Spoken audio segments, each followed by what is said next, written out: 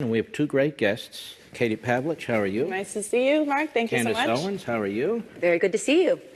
Two of the great, young, smart, intellectual conservatives who I wanted to have on the program. Candace, you're known for your commentary.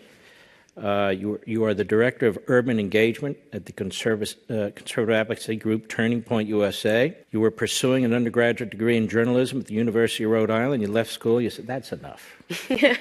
You launched socialautopsy.com in 2016, a website where you were exposing bullies and so forth. Now, this is very interesting to me. You really come from different backgrounds. You're both conservatives. Is that correct? Correct. And you came at it from a completely different direction. This is something I think about all the time, how to appeal to people, how do we reach out to people from different communities, people from different backgrounds, because I personally think conservatism is the glue that holds society together. Why are you a conservative? I'm a fairly recent conservative. That is true. How did you reach that point? Well, I like to say now that the reason I'm conservative is because I used to be a liberal, and I learned a lot. Obviously, growing up in a black household, there's a lot of emphasis placed on black people today being liberals, being Democrats. It's pretty much programmed into us via the public school system that is the only option for us because Republicans, of course, are racist and they want to harm the black community. And I had a different experience in life, realizing that everything in my life seemed to be going wrong. I was blaming the world for everything that was going wrong. There was no personal responsibility because in a lot of these liberal movements, you're essentially taught that there's always someone else that you can blame. And you're pointing the finger at everybody else. You're not looking internally to fix things, and you'll find that things will continue to go wrong. So during the 2016 election cycle, I was watching our wonderful president take a run for the White House, and the conversation was very strange. The rhetoric that the media was using was extremely aggressive. They were trying to convince me that he was a racist, that he was a sexist, that he was a misogynist, at one point that he was incestuous, right? They started that horrible story about Ivanka Trump, and at one point that he was a rapist. And I said, this is very strange.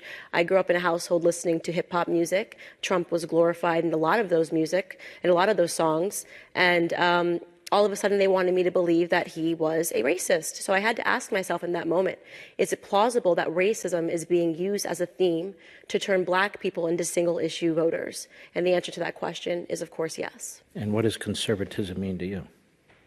Well, if you look at the inverse, I think liberalism to me means bondage and conservatism means freedom. The freedom to choose, the freedom to have responsibility to go after things in life. It's the founding principles of this country, that any person could come to this country with the clothing on their back and make something of themselves. I learned conservatism through my grandfather. I didn't know that was the name. I didn't know these were conservative principles. Starting his life on a sharecropping farm, working tremendously hard, 5 years old, picking cotton and laying tobacco out to dry on a farm. And today he now owns that farm. That was the American dream. And we lost that. We gave that up as government got bigger and the individual got smaller. You took journalism courses. That was your major. Correct. Was it hard left? Were they indoctrinating people? Is that why journalists in this country are so, almost to a person, Yes. There's few exceptions, speak, sound, make the same noises on TV and radio?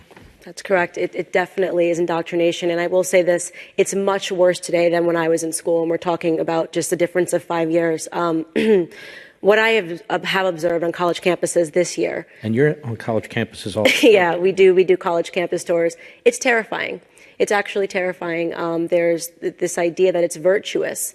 You can't speak as a conservative on campus without being boycotted, without being protested, without students lining up and playing music loudly so that they can drown out the sound of your voices. Now, we're not speaking about anything controversial at Turning Point USA. We believe in free markets and capitalism, the founding principles of this country, and the students hate that. And they don't hate that, as Katie mentioned, they don't hate that because they formed these ideas. They hate that because they have been indoctrinated to hate that. So I say that college campuses are literal liberal indoctrination camps. And that is why I understood, especially in terms of me wanting to wake up Black America, which is my highest priority, that was an extremely important vertical to hit. It is how I ended up as a liberal. It is how I ended up thinking that perhaps socialist principles could save the world. world. The most important battle that we are facing in this country today, and what conservatives did wrong, was handing over the school system to the left, allowing them to take that over. And it is the most important battle that we are fighting today.